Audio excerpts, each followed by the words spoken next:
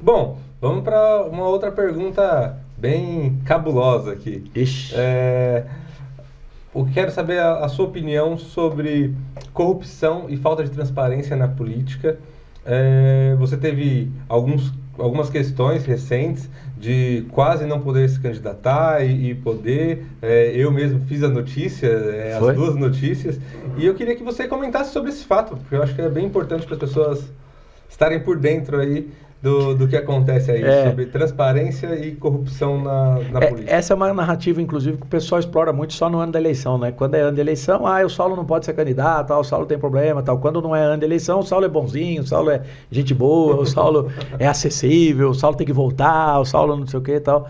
Mas eu, hoje, com 41 anos de idade, eu lido com isso com muito mais tranquilidade, né? Porque tudo isso são narrativas que quem é oposição constrói porque não consegue contestar o trabalho. Então ele não contesta a minha realização, ele não contesta as ações, e aí ele leva para esse campo. No meu governo, nós implantamos na prefeitura o ANDOC, Atibaia Sem Papel. Então todo ato praticado está lá dentro. Todo ato praticado, né?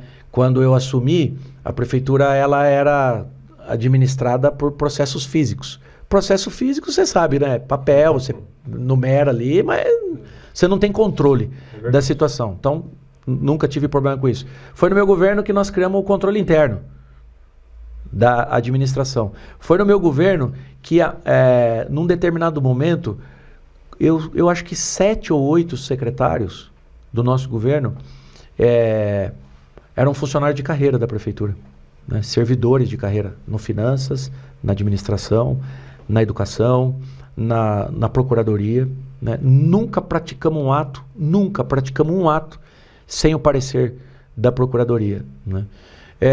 Foi no nosso governo, por exemplo, que a gente permitiu que as pessoas pudessem ter mais acesso através da lei de acesso à informação, né? O que acontece é que foi construída uma narrativa diante do excesso de realizações, e foi mesmo. O que nós fizemos na cidade de Atibaia em 8 anos foi fora da realidade, porque eu corri atrás de recursos, porque eu sou trabalhador, porque eu sou um cara esforçado, né? E eu me incomoda esse comportamento de isso aqui não é problema da prefeitura, é problema do Estado. E na articulação da política, você conquista. Você conquista, você viabiliza, você entrega. E aí as pessoas ficavam questionando, porque pintou a escola. Se você olhar profundamente as contestações judiciais que nós tivemos, pintou a escola da cor do partido. Fez uma lei de cargos para substituir uma lei que recebeu um MADIM. Você assume a prefeitura, né? A justiça derruba a lei de cargos, você precisa fazer outra. Como é que você vai administrar sem secretário, sem diretor, sem comando a prefeitura? O caso do hospital. Está construindo um hospital pagando 3 vezes mais.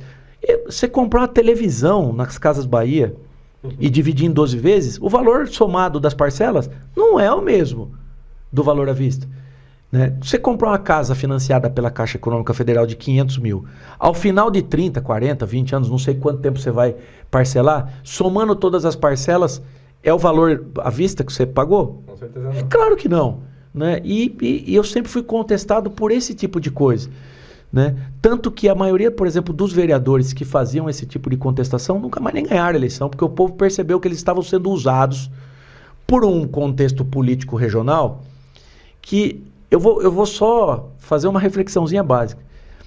Todas as lideranças fortes da cidade de Atibaia que tiveram projeção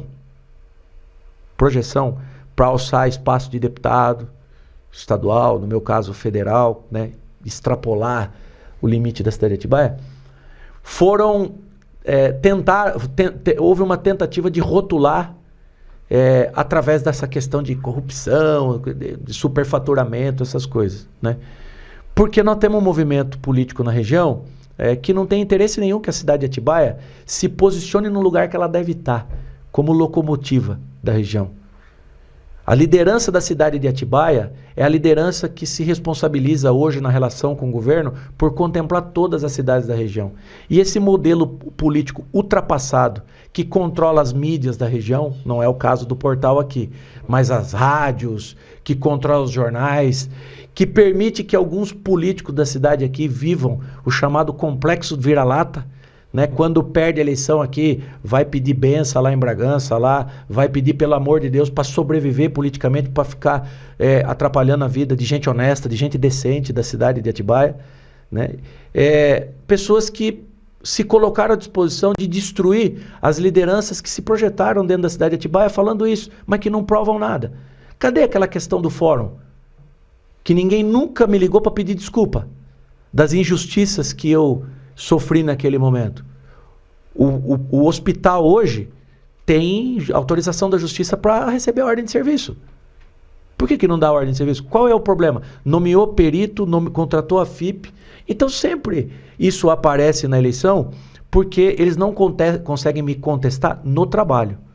Eles não conseguem contestar o que é que você fez. Se ele perguntar para mim o que é que eu fiz, eu vou fazer que nem eu estou fazendo com você aqui. Vou ficar 1 hora falando das coisas que eu fiz. Perguntar o que eu vou fazer, eu vou ficar 1 hora, 2 horas falando o que eu vou fazer. Aí não tem como perguntar isso para mim. Até porque eu também vou perguntar para ele. Aliás, eu vou comparar, falar assim, não, vamos falar do que eu fiz e do que você fez. Porque a escola na minha época custava muito mais do que a escola da tua época. Mas o orçamento da tua época era compatível com a possibilidade de fazer escola. Então por que eu fiz 18 se você não fez nenhuma? Por que eu consegui 1.480 da minha casa, minha vida, você não conseguiu nenhuma? Então ele vai falar assim, não, ele conseguiu porque está fazendo coisa errada. É a desculpa do inoperante. É a desculpa do cara que não realiza, né? Eu não tenho problema nenhum com isso. Tanto que estou lá hoje em Brasília, né, como deputado. E estou participando dessa eleição como prefeito novamente. E tenho a minha vida aberta, graças a Deus. E as pessoas que me conhecem profundamente, desde pequeno, desde moleque, conhecem a história do meu pai, da minha mãe, né, da nossa vida na cidade de Atibaia, sabe que a cidade nunca teve alguém tão decente, tão correto administrando ela, né?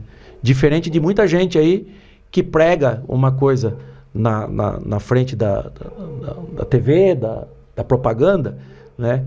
Mas não consegue abrir 15 centímetros da vida para poder falar para as pessoas de como conseguiu ter o que tem, né? Mas também não quero polemizar sobre isso aí, eu quero falar sobre as conquistas que a gente vai buscar aí para a cidade de Atibaia.